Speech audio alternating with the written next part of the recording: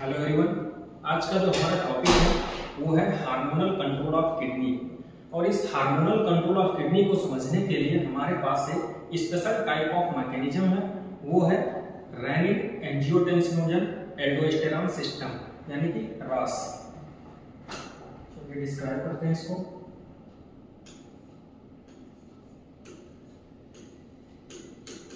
Rennin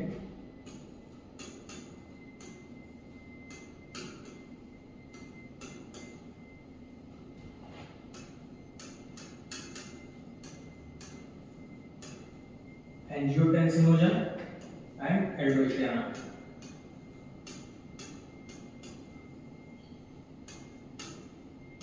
system.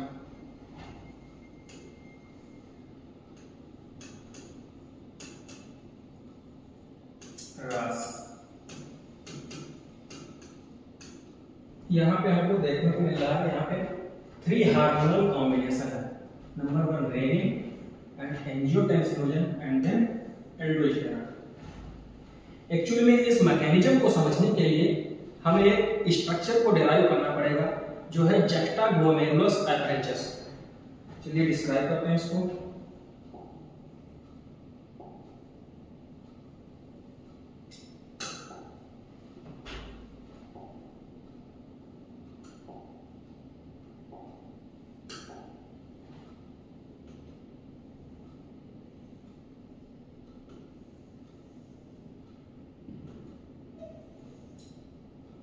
This is the part of Bowman capsule जो कि nephron का part है।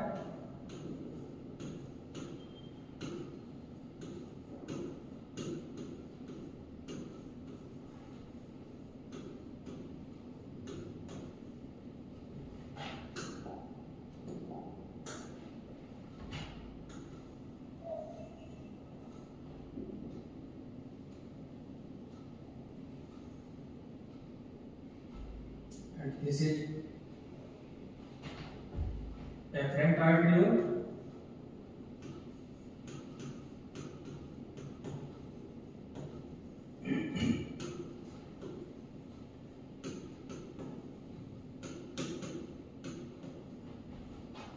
and this is the part efferent arteriole.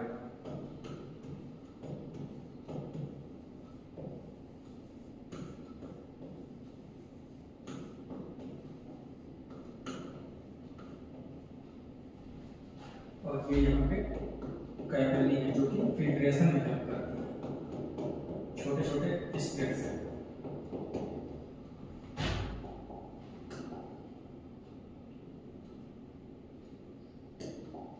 इसके just lower side में होती है डीसीटी।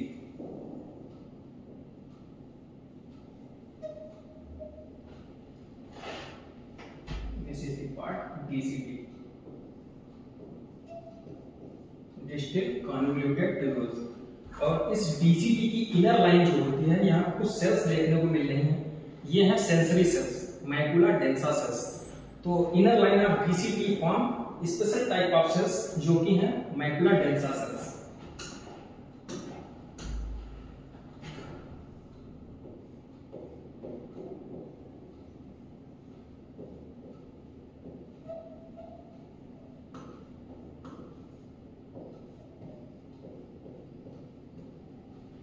अब एक चीज देखने को मिल रही है, जो ये एफरेंट आर्टरियोल होता है, इसकी जो एपिथेलियम होती है वो स्पेशलाइज्ड सेल होती है और एपिथेलियम मॉडिफाइड होकर एक स्पेशल टाइप ऑफ सेल का फॉर्मेशन कर लेती है।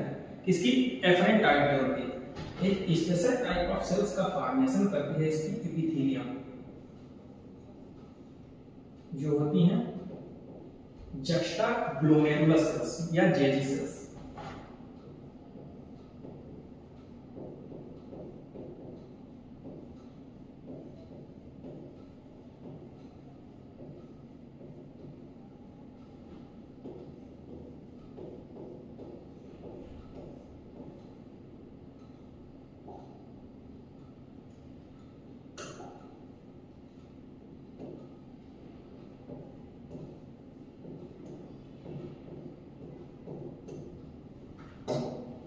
और इन जेजी सेल्स का एक नेचर होता है, ये होती है temporary endocrine cells. Temporary endocrine cells हमको पता होना चाहिए कि अगर कोई चीज टेम्परेरी एंडोक्राइन होती है तो वो हार्मोन्स का सिक्रेशन करा सकती है। तो इससे सिक्रीट होता है रेनिन हार्मोन।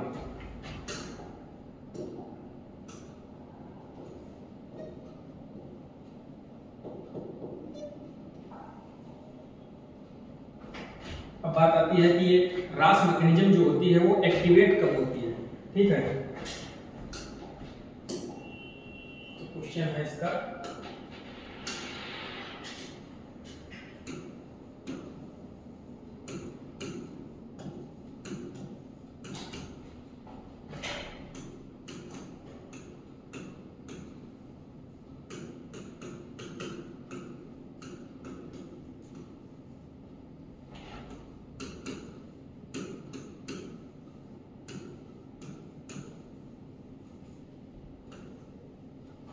क्वेश्चन ये है कि ये मैकेनिज्म एक्टिवेट कब होती है।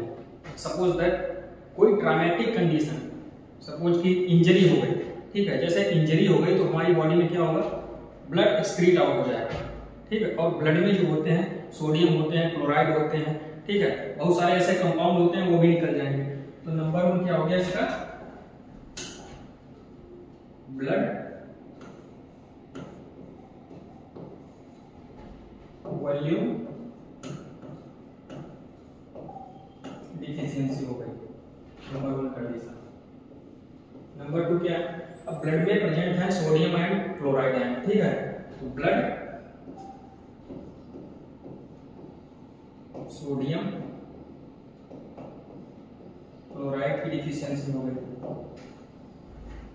ब्लड कहाँ प्रेजेंट है, वेसल्स में है, ठीक है। अगर ब्लड की कमी हो गई तो क्या हुआ, ब्लड प्रेशर की भी डिफिशियंसी हो जाएगी, और ब्लड प्रेशर अगर डिफिशियंसी हो गई तो ग्लोमेरुलस फिल्ट्रेशन रेट की भी डिफिशियंसी हो जाएगी। तो देखो ब्लड प्रेशर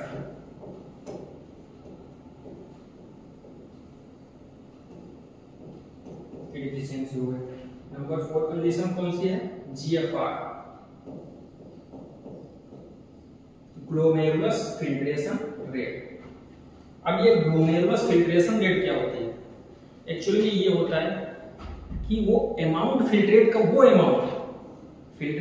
अमाउंट जो किडनी से, बोथ किडनी से, amount of filtrate formed by both kidney, ठीक है।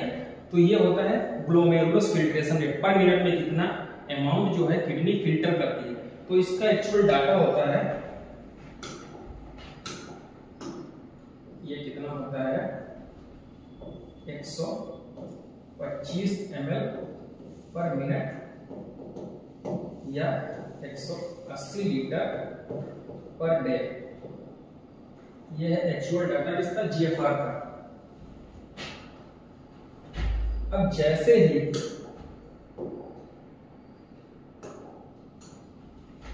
ही बॉडी में ये कंडीशंस आती हैं, ब्लड वॉल्यूम की डिफिशियंसी, ब्लड सोडियम क्लोराइड की लेवल की डिफिशियंसी, ब्लड प्रेशर और जीएफआर की डिफिशियंसी, जैसे ही ये कंडीशन हमारी बॉडी में होती हैं, ठीक है, तो ये सेंस कर ली जाती हैं किसके द्वारा, मैकुला डेंसा सेल्स, क्योंकि ये सेंसरी सेल्स हैं। बीसीटी की इनर लाइन जो कि मैकुला डेंसा सेल्स फॉर्मेशन करती है, वो इस कंडीशन को सेंस कर लेती है, ठीक है। अब जैसे ही मैकुला डेंसा सेल्स कंडीशन को सेंस किया, उसने एक स्टिमुलस भेजा किसके पास, एफरेंट आर्ट्रियोल के पास, क्योंकि एफरेंट आर्ट्रियोल पे प्रेजेंट है कौन सी cells, JG cells, juxta glomerulus cells. अब जैसे ही इसने स्टिमुलस भेजा जेजी सेल्स के पास, और जेजी सेल्स जो होती है वो होती है टेम्परेरी एंडोक्राइन सेल्स, उन्होंने रेनिन हार्मोन को रिलीज कर दिया। किसका, रेनिन, जो कि है सिंगल एन। अगर रेनिन डबल एन की बात करते हैं, वो प्रोटियोलिटिक एंजाइम होता है जो कि इन्फेंट में सीक्रेट होता है, ठीक है। तो रेनिन सिंगल एन। अब आगे देखते हैं, अब बात कर लेते हैं रेनिन की।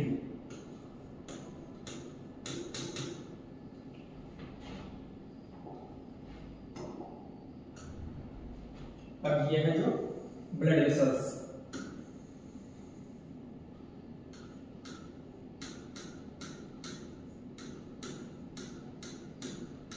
Blood vessel. हमको पता है कि ब्लड वेसल के अंदर डिजॉल्व स्टेट में बहुत सारे कंपाउंड पाए जाते हैं, और इसी डिजॉल्व स्टेट में हमारी ब्लड वेसल में एक प्रेजेंट होता है एक प्रो हार्मोन या प्रो एंजाइम जो है एंजियोटेंसिनोजन।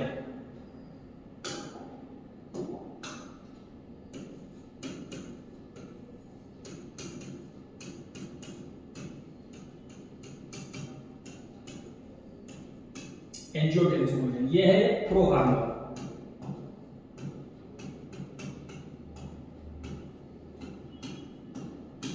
प्रो हार्मोन इसको इसलिए बोला जाता है क्योंकि ये इनएक्टिव स्टेज में पाया जाता है, और इसका सिक्रीशन जो होता है वो लीवर की सेल्स करती है, सिक्रीटेड बाय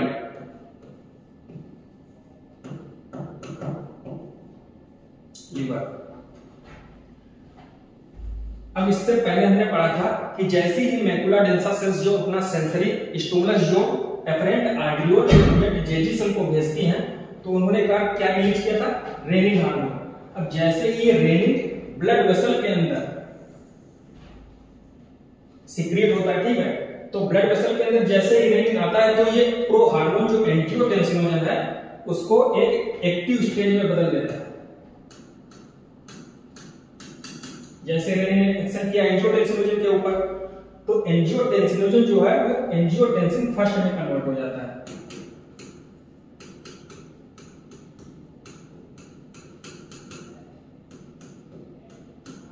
अब ये एंजियोटेंसिन फर्स्ट भी जो है वो उतना एफिशिएंस एंजाइम नहीं है फर्दर रिएक्शन कराने के लिए, ठीक है। तो अब हमको देखते हैं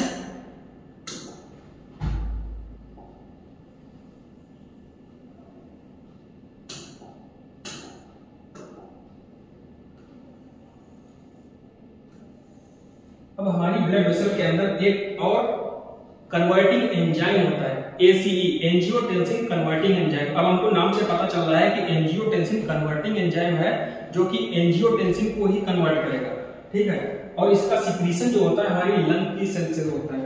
तो ब्लड में ही ब्लड वेसल के अंदर डिजॉल्व स्टेट में है एक एसीई एंजाइम, मतलब कि एंजियोटेंसिन कन्वर्टिंग एंजाइम।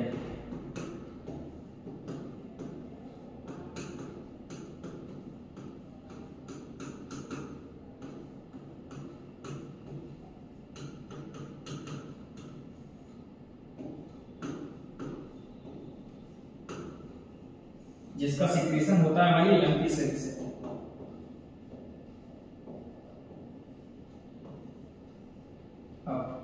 देखिए ये उतना एफिशिएंट एंजाइम नहीं था एंजियोटेंसिन फर्स्ट। अब जैसे ही इस पे एंजियोटेंसिन कन्वर्टिंग एंजाइम ने अपना एक्शन किया तो इसको फर्दर चेंज कर दिया उसने किसमें, एंजियोटेंसिन सेकेंड में।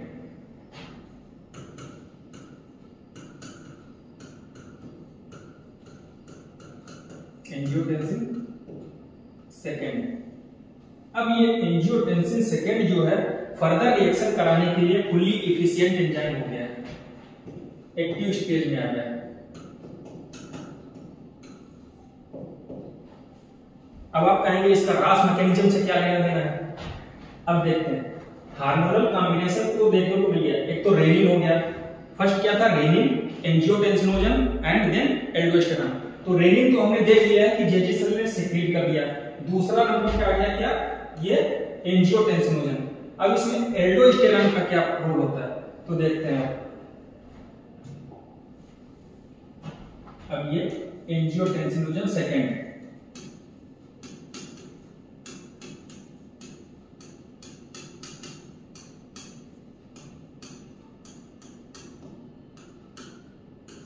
अब इसका रोल क्या होता है एंजियोटेंसिनोजन सेकेंड का। तो ये जो एंजियोटेंसिनोजन सेकेंड होता है ये हमारी एड्रिनल कॉर्टेक्स पे एक्शन करता है। कहां पे, एड्रिनल कॉर्टेक्स पे।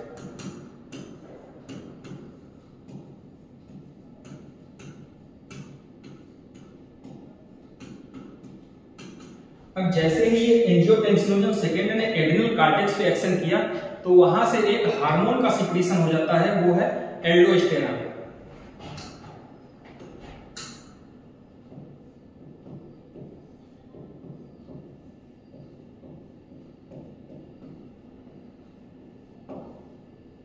अब ये यहाँ से एड्रिनल कार्टेक्स से ये एल्डोस्टेरॉन का सेक्रेशन हो गया। अब एल्डोस्टेरॉन जो है वो कंडीशनल रीअब्जॉर्प्शन में हेल्प करता है। कहां पे? डीसीटी और कलेक्टिंग ट्यूब्यूल में। तो एल्डोस्टेरॉन का फंक्शन क्या हुआ?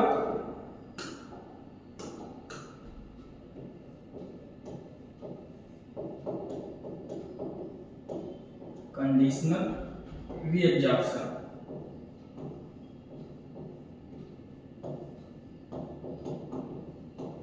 Of sodium and water. तो इसके रिएब्जॉर्प्शन से हमको क्या लेना देना होगा? तो जैसे ही इसने कंडीशनल रिएब्जॉर्प्शन किया सोडियम और वाटर का, अब देखिए ये एक स्ट्रक्चर देख लीजिए यहाँ पे,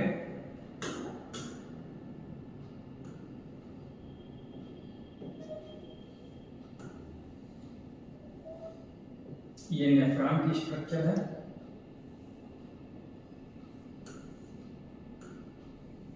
ये इसका बोमेन कैप्सुलर पार्ट हो गया। अब देखिए एक सेकंड, कहां पे किया? सोडियम और वाटर का in DCT and collecting tubule, distal convoluted tubule.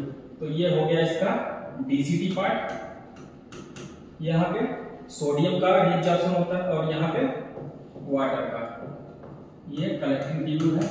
ठीक है, तो जैसे ही यहाँ पे सोडियम और वाटर का रिएब्जॉर्प्शन होगा, अब जैसे रिएब्जॉर्प्शन होगा तो उसका लेवल क्या होगा? बढ़ जाएगा। तो यहाँ पे क्या होगा? H2 और सोडियम का लेवल इंक्रीज हो जाएगा। अब हमको पता है कि सोडियम के साथ क्लोराइड भी तो बाइंड है, तो इससे क्लोराइड का भी लेवल बढ़ जाएगा। हमने इसके प्रीवियस पेज में देखा था रास मैकेनिज्म की कंडीशन क्या थी, एक्टिवेट कब हुआ था? ब्लड में सोडियम और कैल्शियम लेवल, सोडियम और क्लोराइड का लेवल जो था डिक्रीज हो रहा था। तो देखिए वहां पे इंक्रीज हो गया, तो ये कंडीशन तो फुलफिल हो गई। दूसरा क्या था? वाटर की डिफिशियंसी हो गई। जब वाटर की डिफिशियंसी होगी तो ब्लड वॉल्यूम भी डिक्रीज कर जाएगा। अब वहां पे हमने देखा है कि वाटर का कंडीशनल रीअब्जॉर्प्शन हो गया। अब जैसे ही कंडीशनल रीअब्जॉर्प्शन हुआ वाटर का, तो वाटर में ब्लड वॉल्यूम की भी इफिशियंसी हो जाएगी। तो नंबर 2 ये कंडीशन फुलफिल हो गई। अब दूसरी कौन सी है? तीसरी चौथी, यहाँ पे ब्लड प्रेशर और जीएफआर की।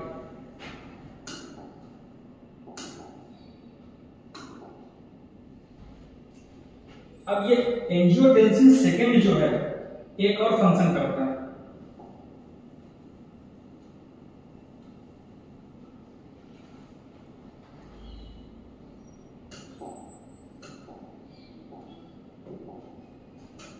इसका एक और फंक्शन होता है, वो होता है ये इफरेंट आर्टरियोल के डायमीटर को थोड़ा नैरो कर देता है। तो क्या हुआ? Narrowing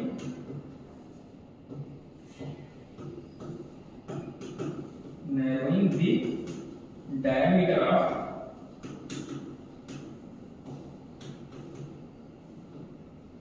efferent आर्टरियोल।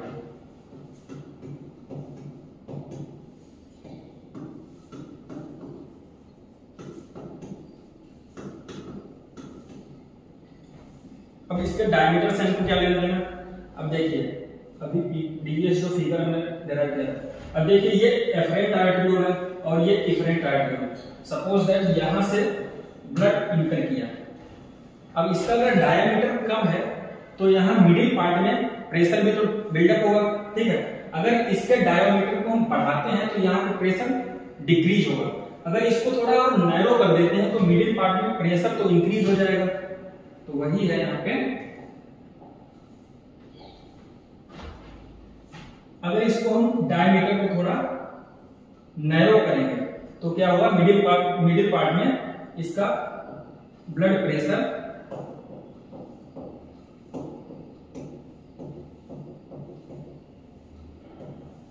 इंक्रीज हो जाएगा। अगर मिडिल पार्ट में ब्लड प्रेशर इंक्रीज हो जाएगा तो क्या ग्लोमेरुलस फिल्ट्रेशन रेट नहीं बढ़ेगा?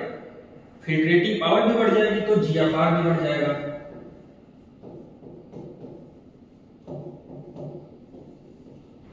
तो देखिए एंजियोटेंसिन सेकेंड की वजह से ब्लड प्रेशर भी बढ़ गया और जीएफआर भी बढ़ गया। अब एक कंडीशन आती है, अगर जस्ट इनके अपोजिट कंडीशन हो जाती है तो क्या ये मशीन जी फिर से काम करेगी क्या?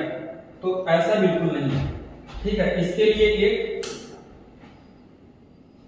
अगर यही condition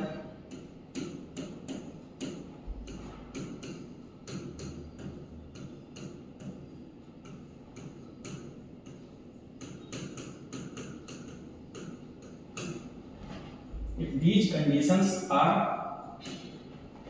just reversed,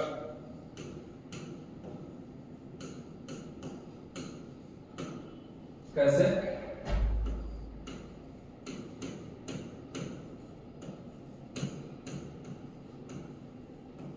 blood value increase हो जाए,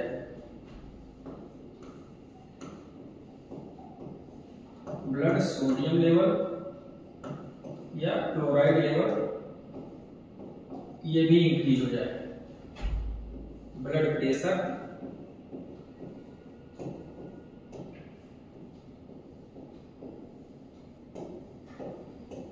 इसमें भी इंक्रीमेंट हो जाए। अगर ब्लड प्रेशर बढ़ा तो जीएफआर भी बढ़ जाएगा, तो जीएफआर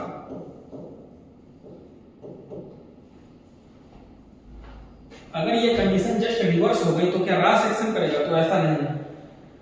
अब जैसे ही इसमें ब्लड वॉल्यूम बढ़ेगा और ब्लड प्रेशर बढ़ेगा, तो हमको पता है ब्लड पंपिंग कहां पे होती है, देखिए हार्ट में होती है। तो अगर प्रेशर बढ़ेगा तो ये सेंस कर लेगा हमारा हार्ट, तो हमको पता है हार्ट की वॉल जो एट्रियल वॉल होती है वहां से एक एएनएफ मतलब एट्रियल नाइट्रियूरेटिक फैक्टर जो होता है वो स्प्लिट आउट हो जाएगा। जैसे ही ब्लड प्रेशर बढ़ा तो वहां से एएनएफ जो एट्रियल नाइट्रियूरेटिक फैक्टर है उसने रिलीज हो गया। तो यहाँ पे क्या रिलीज हुआ? एएनएफ जो कहां से रिलीज हुआ? By the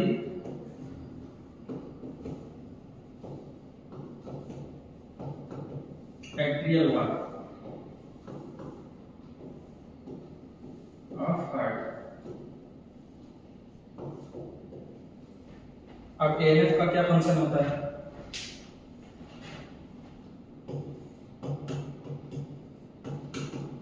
atrial natriuretic factor.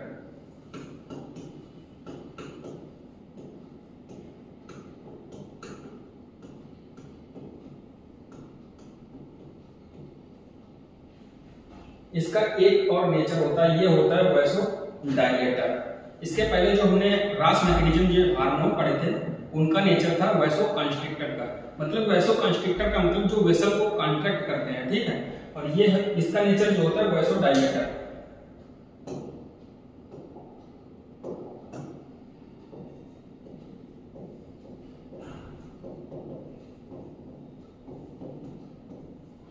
Vasodilator, vaso मतलब कि वेसल्स, डायलेशन उसके डायमीटर से रिलेटेड है, तो ये डायमीटर को बढ़ाता है, ठीक है।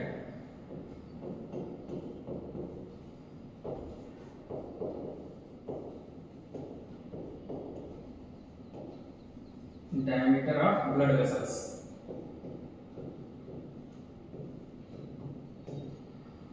अब देखने को मिला जैसे वैसोडाइलेटर इसका नेचर है, तो जैसे डायमीटर उसका किसी भी वेसल का, अगर ये मान लीजिए वेसल है, ये एंट्री पॉइंट है, ये इसका एग्जिट पॉइंट है। अगर इसने इसके डायमीटर को इंक्रीज कर दिया, यहां से एंट्री हुई थी मान लीजिए 1 ml ब्लड की, ठीक है। अगर इस और इसमें प्रेशर था, पहले इसको इंक्रीज नहीं हुआ था डायमीटर, अगर उसका प्रेशर था मान लीजिए 1 atm, ठीक है। अगर इसके डायमीटर को हम बढ़ा देते हैं तो प्रेशर क्या होगा? डिफिशियंसी हो जाए उसमें, क्योंकि इसके डायमीटर जो एग्जिट पॉइंट है उसका डायमीटर बढ़ गया। तो देखिए ब्लड प्रेशर बढ़ा था तो वो क्या हो जाएगा? डिक्रीज हो जाएगा। और अगर ब्लड प्रेशर डिक्रीज हो गया तो क्या होगा? जीएफआर भी डिक्रीज हो जाएगा। अब नंबर 1 और नंबर 2 कंडीशन बची है, ब्लड वॉल्यूम और सोडियम और क्लोराइड आयन की डिफिशियंसी होगी। तो इसके नाम से ही देखने को मिल रहा है नाइट्रियूरेटिक फैक्टर।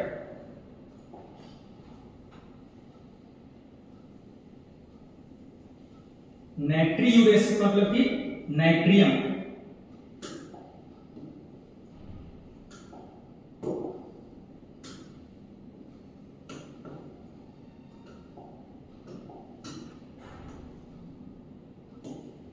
नाइट्री मतलब कि सोडियम से रिलेटेड है, नाइट्रियम। यूरेसिस मतलब डाइयूरेसिस, डाइयूरेसिस मतलब कि बॉडी से जो वेस्ट वाटर जो है वो यूरिन के थ्रू रिलीज हो रहा है। अब जैसे वाटर यूरिन से निकलेगा तो क्या हो जाएगा, वाटर की डिफिशियंसी हो जाएगी। यहाँ पे इंक्रीज था, जब वाटर मतलब कि ब्लड वॉल्यूम से रिलेटेड है, ठीक है, वाटर की डिफिशियंसी होगी तो ब्लड वॉल्यूम भी डिक्रीज कर जाएगा। दूसरा क्या है, सोडियम, ब्लड सोडियम और क्लोराइड, तो नाइट्रियम मतलब कि सोडियम की भी डिफिशियंसी हो गई यहाँ पे। अब सोडियम के साथ बाइंड है क्लोराइड आयन, तो यहाँ से क्लोराइड की भी डिफिशियंसी हुई। एक चीज और देखने को मिल रहा है,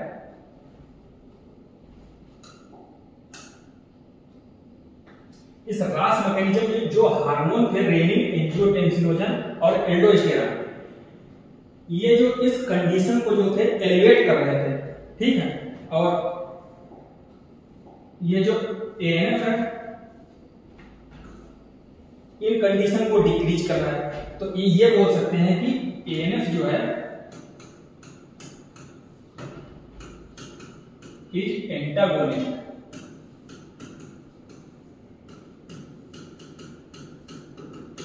एंटागोनिस्टिक टू रास, मतलब कि इसके जस्ट अगेंस्ट वर्क कर रहा है।